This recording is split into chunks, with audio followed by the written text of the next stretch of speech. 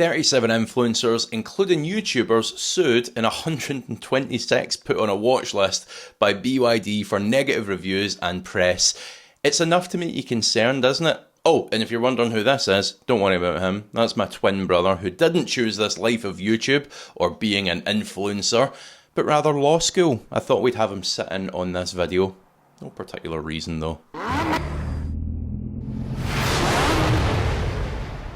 Hello and a very warm welcome back. Quick video for you today just before commencing the weekend. So BYD, they've now set up a new self-titled anti-fraud news department and they're taking legal action against anyone that they deem to be spreading defamatory reviews and information about their cars. Now this new anti-fraud department, they're encouraging people to come forward and clipe, as we would say here in Scotland, essentially tip them off about negative creators.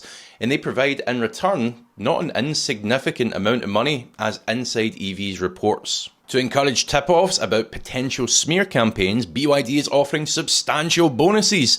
50,000 to 5 million yuan, 9,900 to almost $700,000. Not insignificant at all for credible leads. The source lists several examples of why BYD sued influencers, and in one instance, a person accused the company of manipulating content creators to say negative things about rival brands. The court concluded that the influencer was required to make a public apology and pay a fine of 100,000 yuan, around $13,800.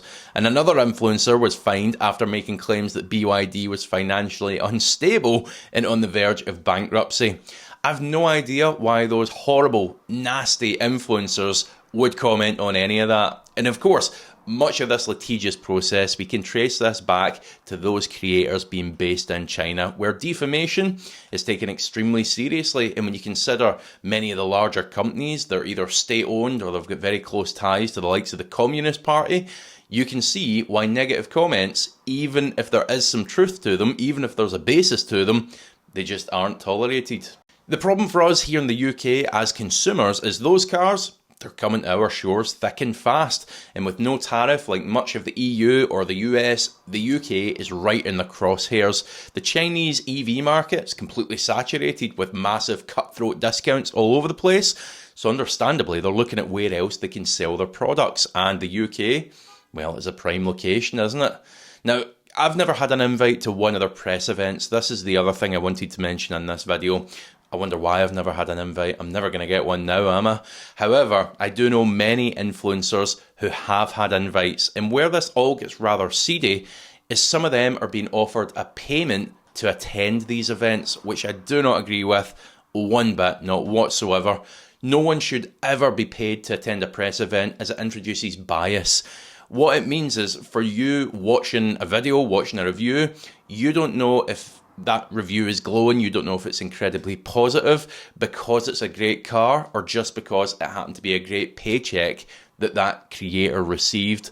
That lack of transparency, of course, it's bad for consumers, but what some of these people maybe fail to recognise, some of these creators who are caving to it and taking the paycheck, is it's also bad for creators, because if we don't have transparency, if we can't be trusted, then your word goes for nothing really, doesn't it? Oh, what was that? Ah, yes. Opinions expressed in this video are solely my own and do not express the views or opinions of anyone else. Just thought I'd put that in there. It's catchy at the end. Now, I am on the final push here, folks, for 100,000 subscribers. Chances are I'm going to hit it next week. So if you have enjoyed this video, even though it's been a bit short, please do hit that subscribe button, hit the like button, let me know your thoughts in the comments section below, and I'll see you for the next video. Hopefully we won't need a lawyer for that one.